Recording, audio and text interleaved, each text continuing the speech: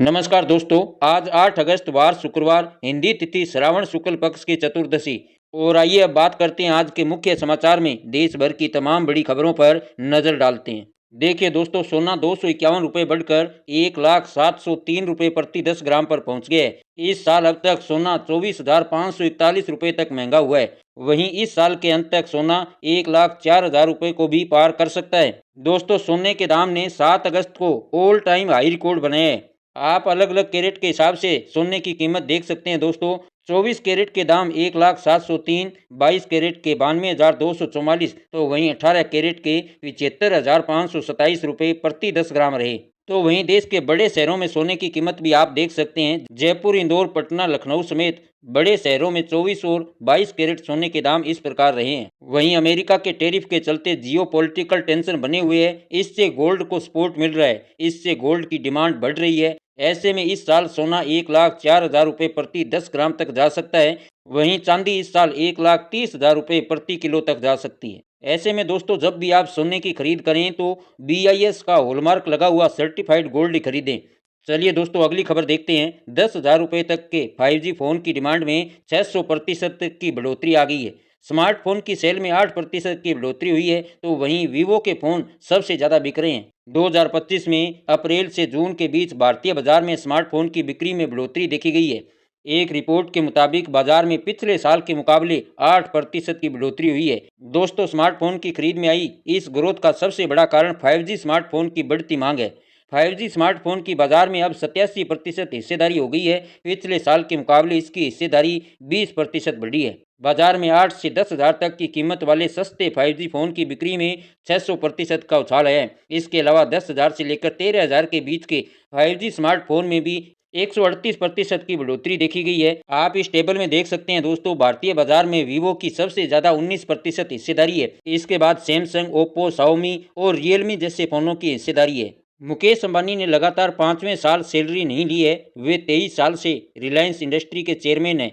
2020 में उन्होंने तनख्वाह न लेने का फैसला लिया था। देश के सबसे अमीर व्यक्ति मुकेश अंबानी ने लगातार 5वें साल सैलरी नहीं ली है। उन्होंने कोविड के दौरान सैलरी ना लेने का फैसला लिया था। ऐसे में दोस्तों, बिना सैलरी के भी मुकेश अंबानी दुनिया के 18वें सबसे अमीर आदमी बने हुए हैं। इसकी वजह उनकी रिलायंस इंडस्ट्रीज में 50.33% हिस्सेदारी और रिलायंस के करोड़ों शेयर है। 2024-25 में रिलायंस ने 10 रुपये प्रति शेयर डिविडेंड घोषित किया था, जिससे अंबानी परिवार को 3,322.7 करोड़ की सीधी कमाई हुई थी। चलिए अगली खबर देखते हैं। कांग्रेस नेता राहुल गांधी ने गुरुवार को वोटर लिस्ट में गड़बड़ी का आरोप लगाया है। इस दौरान उन्होंने कर्नाटक, तमिलनाडु और हरियाणा में चुनाव आयोग पर बीजेपी का साथ देने का भी दावा किया। इसको लेकर राहुल गांधी ने दिल्ली के इंदिरा भवन में 1 घंटे 11 मिनट का प्रेजेंटेशन दिया। अब इसको लेकर राजनीतिक बयानबाजी शुरू हो गई है। बीजेपी सांसद रविशंकर प्रसाद ने राहुल के बयानों को गैर जिम्मेदाराना बताया और कहा कि वो एक संवैधानिक संस्था पर शर्मनाक टिप्पणी कर रहे हैं। उन्होंने सारी हदें पार कर दी है। वहीं महाराष्ट्र के सीएम देवेंद्र फडणवीस ने कहा कि उनकी हार्ड डिस्क करप्ट हो गई है।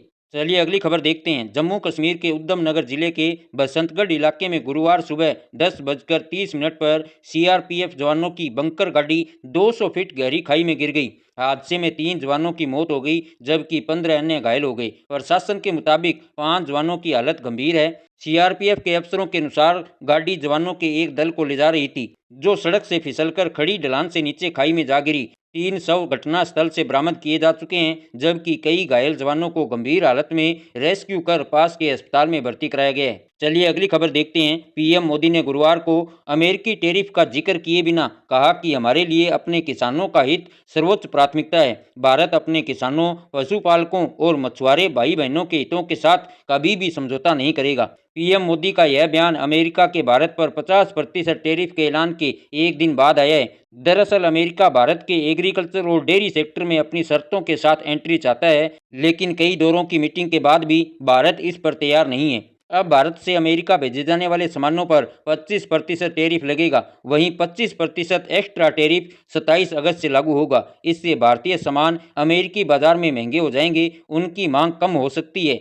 ऐसे में वहां के इंपोर्टर्स अन्य देशों से सामान मंगा सकते हैं। चलिए अगली खबर देखते हैं। ओडिशा के अंगुल जिले में एक आदिवासी महिला से गैंगरेप का मामला सामने आया है। यह घटना छिंदीपाड़ा थाना क्षेत्र में घने जंगल के पास हुई। पीड़िता की शिकायत पर पुलिस ने 2 नाबालिग समेत तीनों आरोपियों को गिरफ्तार कर लिए।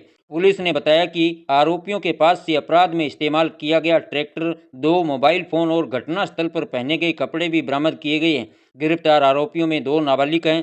सभी के खिलाफ संबंधित धाराओं में मामला दर्ज कर लिया गया है। पुलिस ने कहा कि मामले की जांच तेजी से की जा रही है और पीड़ित को हर संभव मदद दी जा रही है। चलिए अगली खबर देखते हैं। सुप्रीम कोर्ट ने गुरुवार को इलाहाबाद हाईकोर्ट के जस्टिस यशवंत शर्मा की याचिका को खारिज कर दिया है। इस याचिका में जस्टिस वर्मा ने केस कांड को लेकर उनके खिलाफ की गई कार्रवाई को चुनौती दी थी। दरअसल इलाहाबाद हाईकोर्ट के जस्टिस वर्मा ने उनके घर जले नकदी नोट मामले में इन हाउस कमेटी की रिपोर्ट और महाभियोग की सिफारिश रद्द करने की अपील की थी। रिपोर्ट में जस्टिस वर्मा को दोषी ठहराया गया है। चलिए अगली खबर देखते हैं। उत्तराखंड के द्राली में हुए हादसे में अब तक 5 लोगों की मौत की पुष्टि हो चुकी है और 70 लोगों का रेस्क्यू किया गया है। प्रशासन के हवाले से सेना ने जानकारी दी कि 50 से ज़्यादा लोग लापता हैं, जिसमें एक जूनियर कमीशन्ड ऑफिसर और 8 जवान लापता बताए जा रहे हैं। वहीं आर्मी के 9 जवानों और 3 सिविलियंस को हेलीकॉप्टर से रेस्क्यू कर देहरादून लाया गया है।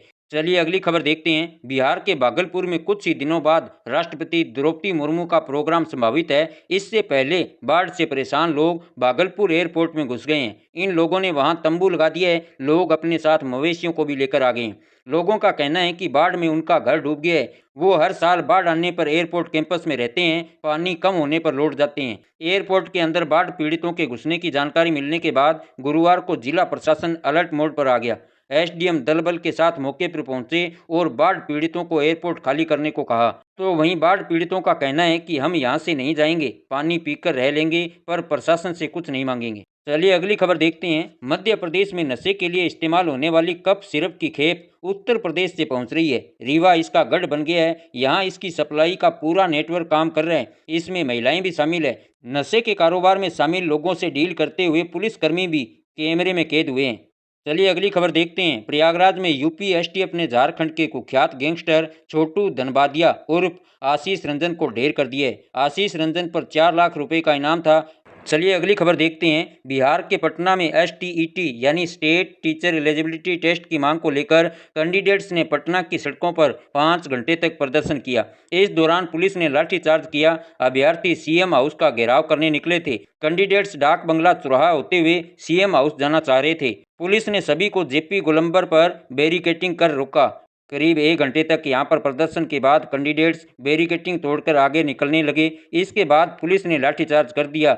इसमें कई कैंडिडेट्स को चोटें आई है।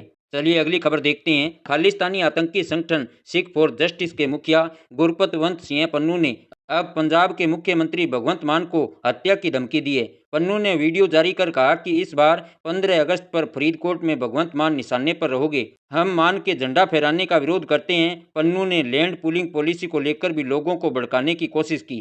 पन्नू ने वीडियो में यह भी दावा किया कि अमृतसर में बस स्टैंड के पास मंदिर, कोर्ट परिसर और खालसा कॉलेज की दीवारों पर खालिस्तानी, एसएफजे रेफरेंडम और भगवंत मान मुर्दाबाद के नारे लिखवाए हैं। ये अगली खबर देखते हैं। हरियाणा की 5 जेलों में 23 मोबाइल मिले हैं। इसको लेकर जेल प्रशासन में हड़कंप मचा हुआ है। डीजी जेल आलोक राय ने इस मामले की जांच के लिए एसआईटी का गठन किया है। हालांकि उन्होंने मोबाइलों की जांच स्टेट क्राइम ब्रांच से कराने का आग्रह किया है। इस मामले में स्थानीय पुलिस की ओर से 21 एफआईआर दर्ज की गई है, जिसकी जांच अब स्टेट क्राइम ब्रांच की एसआईटी करेगी। सूत्रों की माने तो स्थानीय पुलिस की जांच प्रक्रिया सही नहीं होने से जेल विभाग ने क्राइम ब्रांच से जांच कराने का फैसला लिया है। जेल डीजी आलोक राय की ओर से साफ कहा गया है कि मोबाइल प्रकरण में यदि जेल का कोई भी अधिकारी व कर्मचारी संलिप्त पाया गया तो उसके खिलाफ सख्त कार्रवाई की जाएगी। चलिए अगली खबर देखते हैं। कनाडा में ब्रिटिश कोलंबिया स्थित सर्रे में कॉमेडियन कपिल शर्मा के कैफे पर एक बार फिर से गोलाबारी की घटना हुई है। मीडिया रिपोर्ट्स के मुताबिक गुरुवार सुबह इस कैफे की खिड़कियों में कम से कम 6 गोली के निशान और टूटा हुआ शीशा दिखाई दिया।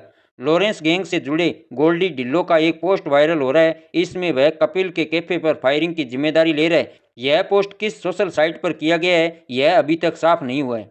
चलिए अगली खबर देखते हैं। रूस के राष्ट्रपति व्लादिमीर पुतिन इस साल के आखिर में भारत दौरे पर आ सकते हैं। रूसी न्यूज एजेंसी तास के मुताबिक यह जानकारी भारत के राष्ट्रीय सुरक्षा सलाहकार अजीत डोभाल ने दी है। ऐसे में अमेरिकी राष्ट्रपति डोनाल्ड ट्रंप की तरफ से रूस के साथ भारत के संबंधों पर की गई टिप्पणियों की वजह से ये यात्रा काफ़ी अहम मानी जा रही है, क्योंकि ट्रंप ने रूस से तेल खरीदने को वजह बताकर ही भारत पर पहले 25% और फिर 50% टैरिफ लगाया है। चलिए अगली खबर देखते हैं। ताजमहल देखने गुरुवार को 11 देशों की सुंदरियां आगरा पहुंची। ये सभी मिस टीन अर्थ 2025 की फाइनलिस्ट हैं। सभी सुंदरियां 2 घंटे तक ताजमहल घूमी। ताजमहल की बनावट से लेकर रख रखाव तक की जानकारी ली। शाहजहां और मुमताज की कब्र को देखा। लव बेंच पर फोटो शूट कराया। इसके बाद सभी ने एक साथ वाह ताज बोला। चलिए अगली खबर देखते हैं। राजस्थान में 44 नए सरकारी प्राइमरी स्कूल खुलेंगे। इसकी मंजूरी मिल चुकी है। गुरुवार को इन स्कूलों को लेकर आदेश जारी हो गए हैं। 28 जिलों में ये स्कूल खुलेंगे। इनमें सबसे ज़्यादा 4 स्कूल जयपुर शहर में खोले जाएंगे। वहीं 7 नए जिलों में भी 10 स्कूलों को मंजूरी मिली है। खास बात यह है कि ये स्कूल इसी सेशन से शुरू हो जाएंगे। इन सभी स्कूल में 2-2 टीचर नियुक्त किए जाएंगे। इन नए स्कूलों के लिए फिलहाल कोई भवन की व्यवस्था नहीं है। प्रारंभिक शिक्षा निदेशक सीताराम जाट ने आदेश जारी किए हैं। इसके अनुसार भवन की व्यवस्था होने तक किसी सुरक्षित परिसर में इसी सत्र में इन स्कूलों को शुरू किया जाएगा। चलिए अगली खबर देखते हैं। मध्य प्रदेश के मुख्यमंत्री डॉक्टर मोहन यादव ने रक्षाबंधन से ठीक 2 दिन पहले ही सिंगल क्लिक से प्रदेश की 1,26,00,000 से ज़्यादा बहनों के खाते में लाडली बहना योजना की 1859 करोड़ रुपए की राशि ट्रांसफर कर दी है। इस बार रक्षाबंधन के अवसर पर 250 रुपये अलग से यानी बहनों के खाते में 1500 रुपये आए हैं। मुख्यमंत्री ने घोषणा की थी कि भाई दूज से हर महीने 1500 रुपये बहनों के खाते में आने शुरू हो जाएंगे।